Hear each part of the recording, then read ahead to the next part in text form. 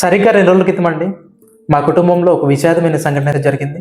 ఏంటంటే నాకు పర్సనల్గా చాలా ఇష్టమైన వ్యక్తి మా బావ మనోహర్, వాళ్ళ భార్య గంగా అక్క. వాళ్ళ పని చూసుకుని కళ్యాణం నుంచి ఊరికి వెళ్తున్నారు.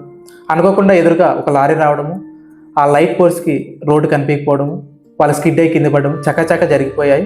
సాధారణంగా కింద పడితే ఏ చేయికో కాలుకో తగులుతుంది, దాన్ని మనం నయం చేసుకోగలము. కానీ ఇక్కడ ప్రాబ్లం ఏంటంటే అక్కకు తలకు బాగా బలంగా తగిలింది. అది ఎంత ప్రాబ్లం క్రియేట్ చేసిందంటే బ్రెయిన్లోకి బ్లడ్ పోయేంత. మీకు ఈ పాటికి అర్థమైట్ ఉంది తన కండిషన్ ఎలా ఉంటుందో. అలాంటి కండిషన్లో ఉన్న పేషెంట్ని అనంతరం తీసుకెళ్ళాము సన్ రైజ్ హాస్పిటల్కి. అక్కడక్క పరిస్థితి చూసి వాళ్ళు ఓన్లీ ఒక 10% మాత్రమే ఛాన్స్ ఉంది పేషెంట్ రికవర్ అయ్యి రావడానికి. అందులో ఒక 15 నుంచి 20 లక్షలు ఖర్చు అయితే అవుతుంది. 1 నెల పట్టొచ్చు, 2 నెలలు పట్టొచ్చు తను రికవర్ అవడానికి. వీటన్నిటికీ సిద్ధమైతేనే మనం ముందుకు వెళ్దాము, లేదంటే ఇప్పుడే మీరు కర్నూలుకి కానీ బెంగళూరుకి కానీ వెళ్ళండి అని చెప్పారు. ఆల్రెడీ క్రిటికల్గా ఉంది పరిస్థితి. ఆ టైంలో వేరే ప్లేస్కి షిఫ్ట్ చేయాలంటే టైం పడుతుంది. ఆ టైంలో ఏమన్నా వచ్చు అని చెప్పేసి ఏం చేయలేను దిక్కుతోచని పరిస్థితి అండి. అందరూ బాధపడే వాళ్ళే, ఎందుకంటే చాలా మంచి కుటుంబం అండి, చాలా అందమైన కుటుంబం వాళ్ళది, చాలా మంచి మనుషులు.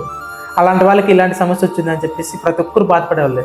కానీ ఏం చేస్తావు, 1 లక్ష రూపాయలు 2 లక్షలు అయితే అరేంజ్ చేయొచ్చు, సాయం చేయొచ్చు. 15 నుంచి 20 లక్షలు అంటే మనలాంటి మిడిల్ క్లాస్ వాళ్ళకి ఎలా సాధ్యమండి? సో అలాంటి దిక్కుతోచని పరిస్థితుల్లో ప్రతి ఒక్కరు కోరుకున్నారు ఎలాగోలా వాళ్ళు బయటకు తిరిగి రావాలి మంచిగా అని చెప్పేసి.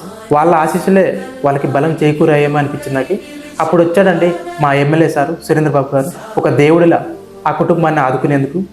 రావడమే కాదు, పేషెంట్ దగ్గర నుంచి చూసి కండిషన్ ఏందో కనుక్కొని ఆ పేషెంట్కి ఎంత ఖర్చైనా నేను చూసుకుంటాను, మీరు ఏదైతే చేస్తున్నారో దాన్ని ముందుకు తీసుకెళ్ళండి, నేనున్నానని చెప్పేసి హామీ ఇచ్చాడు. ఇప్పటికప్పుడు ఆయన దగ్గర ఉన్న 1 లక్ష రూపాయలు క్యాష్ ఇచ్చి ఒక 10 లక్షల వరకు నేను గవర్నమెంట్ నుంచి వచ్చేందుకు ఖచ్చితంగా కృషి చేస్తాను, ఒక 2-3 రోజుల్లో ఖచ్చితంగా అరేంజ్ చేస్తాను, ఆ తర్వాత కూడా ఏదైనా ఎక్స్ట్రా అయినా కూడా నేను చూసుకుంటాను.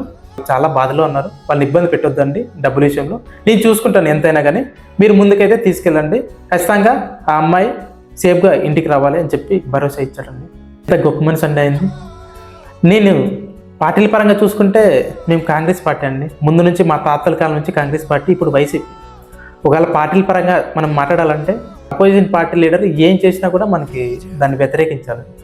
నేను అలా అయితే కాదండి, మంచి అయితే మంచి, చెడు అయితే చెడే.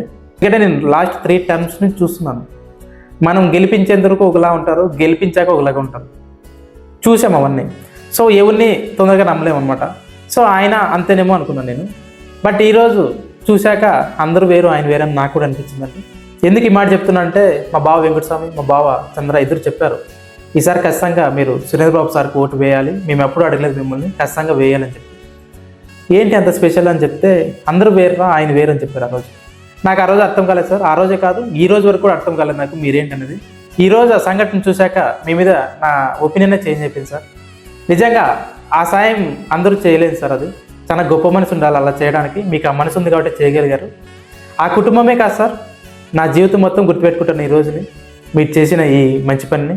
నిజంగా ఒక సాధారణ ఒక వ్యక్తిగా చెప్తున్నాను sir, you are a true leader sir. నిజంగా మా నియోజకవర్గానికి ఎమ్మెల్యే అయినందుకు చాలా గర్విస్తున్నాను.